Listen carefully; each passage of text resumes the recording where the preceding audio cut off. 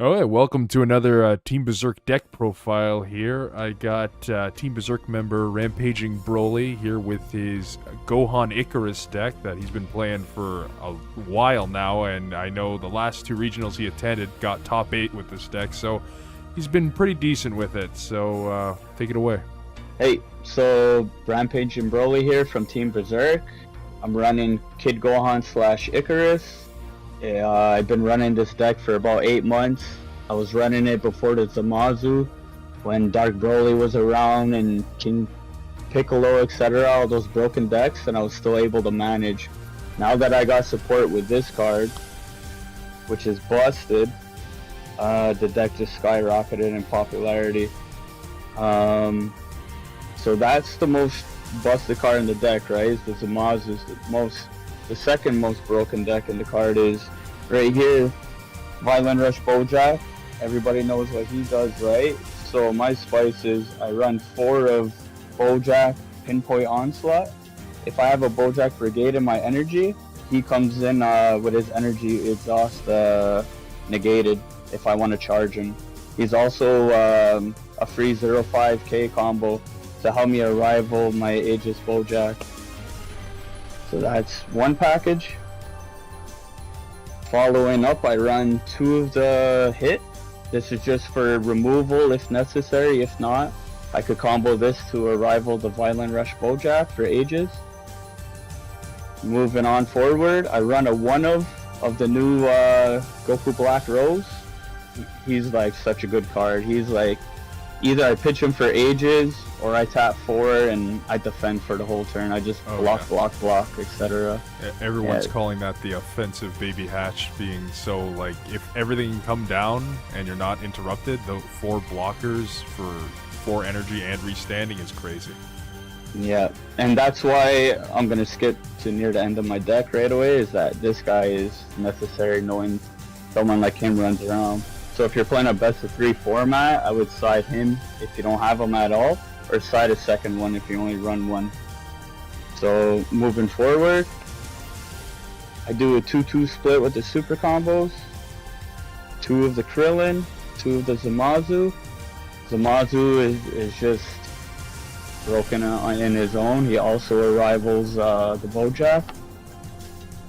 And the Krillin is just filter, because this is a 54 card deck. So this is just filter if my hand breaks or if I need to be more aggressive offensively. This helps me push for game so I could sweep the game.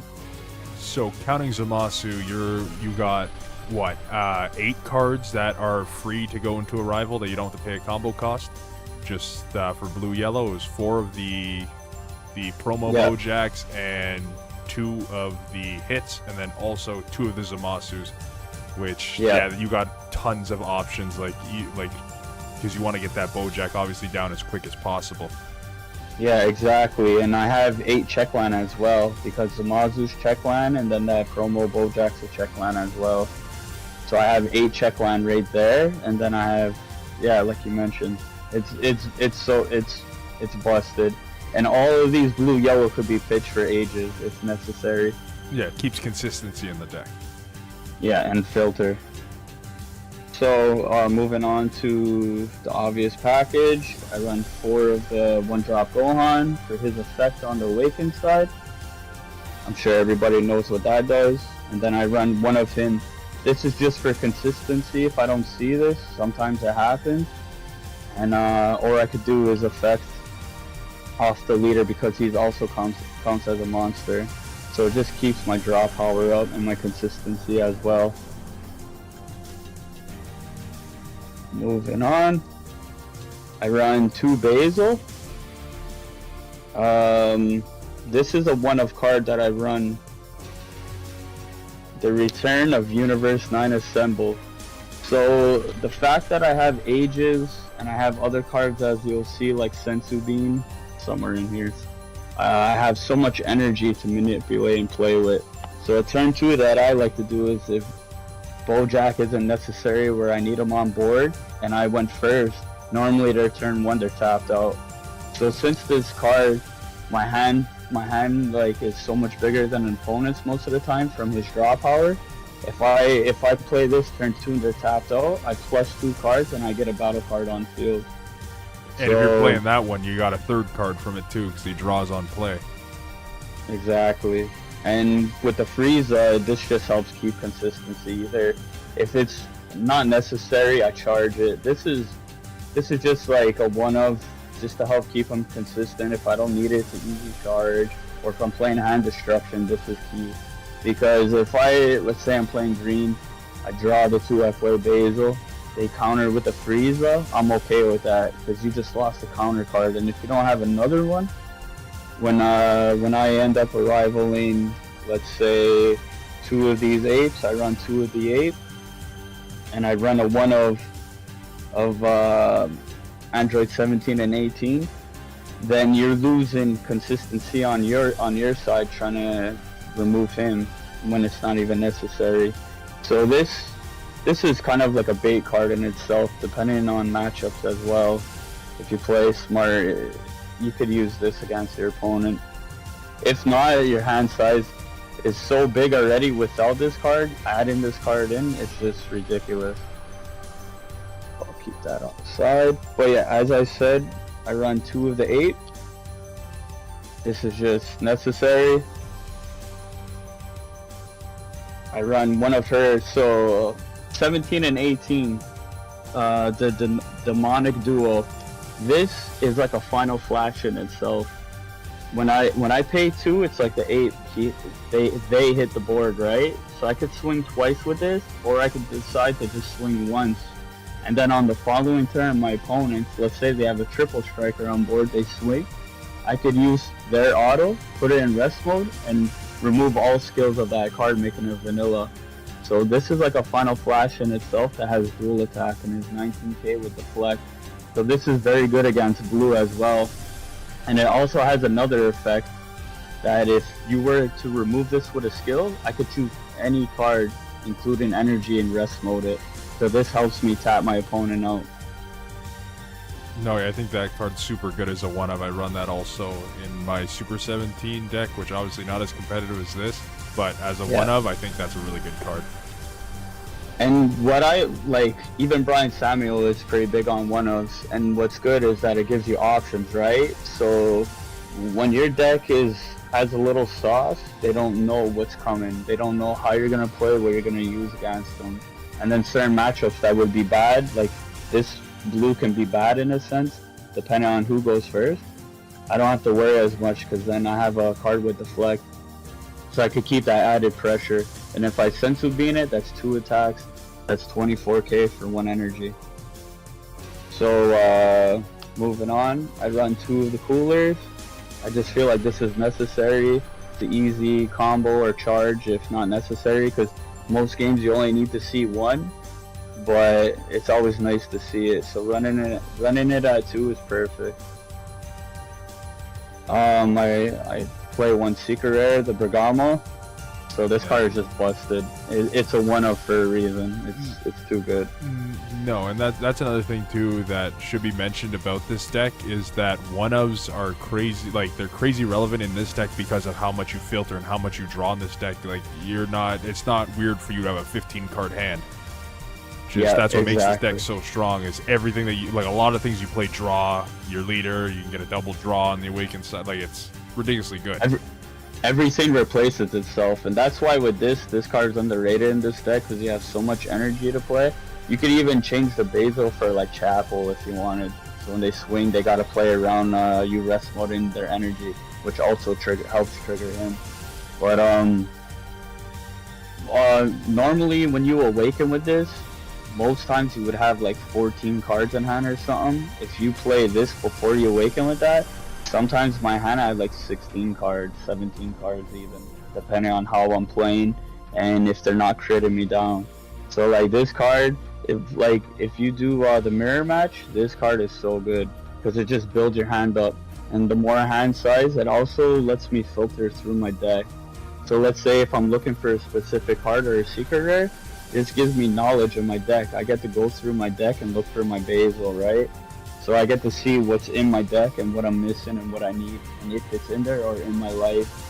So this also gives you information, this card. Yeah, so moving on, so I like to run 2 of him, and he's really good with Bergamo, so I could catch people slipping off guard, right? I could Bergamo somebody, they got 1 energy, they're like, alright, I'll be good. Next turn, I play him. I could do his -3 effect, tap their last energy, and now you gotta worry about a 20k dual attacker, double striker. And if I sensu beam it, he's 25k dual attack, double strike coming to your face, and with unisons, normally you can't do nothing about that. You know, you can't final flash it or nothing. So he's really good in the mirror match as well. Yeah, you just gotta watch out for those SS4 players with that combo card that can blink skills on unisons. Oh, that's nasty. Oh yeah. It hasn't happened yet, thankfully. No. So I run 2 of the trunks, the 3-drop. Everybody knows what he does. He's really busted. This is my removal for the deck. So yeah, this guy is necessary. But I think a 2-2 split. I think a 2-2 split is necessary. Like, it makes sense because aggro matches too. Like if you're playing against like Xeno Gogeta, this card is so busted. It stalls them like 1 or 2 turns. So they can't just kill you turn 2, turn 3. Yeah, because everything, even their like 16k guy, they're all 6 drops. Yeah, they literally can't attack. They swing with leader and they're like pass unless they swing with the 1-drop. But then you have so much combo power, they're not gonna combo up, and then you just do your thing with ages, etc. You rival an ape, whatever. You know what I mean? So you're all good to go. So I run 3 sensu beams. I don't think 4 is necessary because I'm not playing this as like an aggro deck. This deck can aggro, but the way I built it is you could play defensively, mid-range, or aggressively depending on your matchup. Once you learn your matchups, you'll know how to play against it where you get the most advantage. You just got to put time into it and you'll figure it out. But yeah, sensu beam is obvious. Been busted since it came out. I run 3 of Power of the Super Saiyan. I like to just use this as a filter for the deck and just rest mode, so I have to use less combo on my defensive turn. The more cards I rest, the less I have to pitch to keep my my life up. So I like to play it like that. I never use it as a negate. And this also keeps my my Frieza, the negate one. It also keeps him live. So this is the spice. I run 1 Crusher Ball. If they were to play a card like a Bruni or the Goku Black Rose, when they go to play all their tokens, you just rest mode them all. Yeah, and yeah, and then with this card, the battle card played is played in rest mode. So this card also gets through barrier. So this card could hit as long as they don't have deflect and they only have barrier, this card could hit boss monster cards. So if they think they're safe, I just play this, get through the barrier, rest mode it, they're probably passing turn. Funny enough, really good in the mirror match too, because if they're playing their Bojack, they don't want that Bojack rested. Yeah, exactly. Well, I think in the mirror match with this, I think this card is just good defensively. Like, if they were to try to play Ape and get the aggression on you to put you from 5 to 3 life, knowing you could self-awaken and they put you in that position, if you have the energy up, you just crush your ball. And then they'll have to pass their turn. And you gain the advantage off of that play. But yeah, so moving on, I run a 1 of this negate. It's a broken negate. And I like to go to 5 life. I don't like self-awakening. And then when they attack my board to try to kill my battle cards to relieve pressure, I just negate with this. And then I block another attack. If they swing on my leader battle card one more time that turn, it's all good because then I ages. I do my thing because it's a combo deck. And I just gain the advantage off of it. I run 2 Final Flash. A lot of people run 3 of this. My third is the Android 17, 18 like I explained. So I only run this at 2. This card explains itself. I run a 1 of Poutine. I don't know why nobody's playing this that's been building this. This card is just busted. Like, especially to mirror match, this saves you, this card. You save so much combo power. Like even the decks that are aggressive, trying to kill turn 3 or 4, like some are built, this card is still good in your deck because you save so much combo power defensively, and you also save your battle cards on the field. So this is a card that they gotta play around. No, yeah, and since a lot of stuff, almost every deck is playing stuff off skills, that Poutine is always something where they have to like play a card first that they don't care being rest moded, and it forces them to think of a different strategy which could help throw them off. Yeah, exactly. So I play a one and one. Obviously, if they were best of 3, I just slide out whichever one I don't need, and I run one of each of these extra on the side if it were to be best of 3. And the double strike Champa, obviously, and then the secret rare I choose play is Sin Shenron. So with Sin Shenron, he's situational.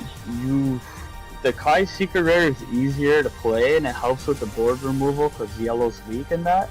But if you learn how to time this and play this, and they're not expecting it, they're expecting the Kai, this card is so much more crucial. Like, what I like to do is trick my opponent, let them build a wide board, then they think next turn they're gonna kill me or something, right? So they'll build their board, they'll swing, and then the following turn, I pay 2 energy, rival him, and rest mode their whole board. And then, depending on the energy I have, if I have Bergamo in hand, I could also hit their energy, putting them at a disadvantage. Like, this is pretty much like a Hachiak in its own.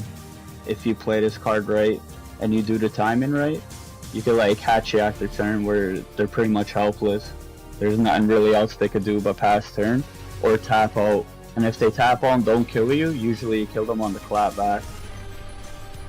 But this is a very good secret rare. Plus the Kai, if you rival the Kai and then they remove it, you know what I mean? You're kind of screwed.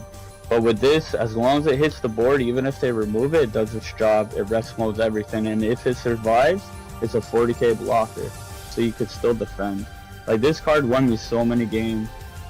It's an underrated secret rare. But what I like to do in this deck is my turn 2. If I go first and I want to play aggressive and like press for game, is I'll rival him. I'll do the ages by pitching a blue-yellow, let's say.